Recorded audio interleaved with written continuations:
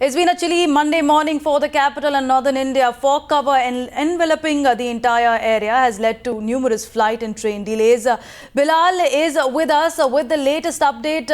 Bilal, any word from the Met Department? We know that over 50 trains are delayed, 20 flights are delayed at the moment. When do we see the skies clearing up? Yes, of course, it is a bit of a trouble for all those who are trying to travel to any part of North India right now.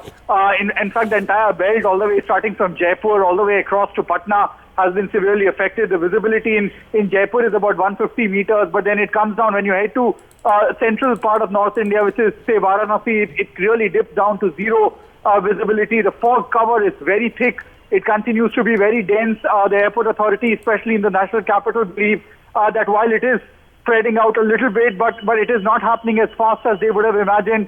Some of the flights continue to be delayed, although it started with about 20 flights this morning over a course of the last couple of hours. Some of them have made landings here in the capital, and it is widely believed that in the next couple of hours it should clear out, but the fog cover continues to be there. And if you really get a sense from the Met Department, the sense is that it is going to be rather regular this season as well, and we could see many more days with the fog cover.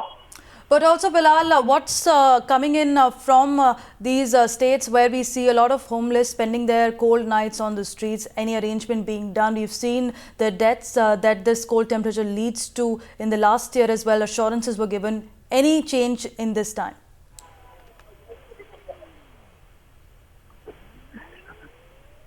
Bilal, if you can hear me, any arrangements that you're getting to know from the government side on sheltering those on the streets and to protect them from this cold wave?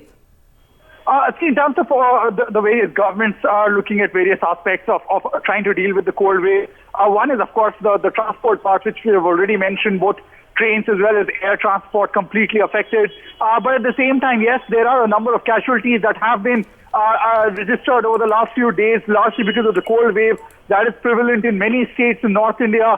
All state governments obviously are being asked by their people to make some arrangements. Remember, Delhi government had in last year as well made some arrangements. So all in all, if you really look at the picture right now, it will be once again a challenge, even though everybody knows that there is a winter and that can be rather severe in northern India. It seems that once again the state governments have been completely caught off guard. All right. Thanks, Bilal, for getting us those updates.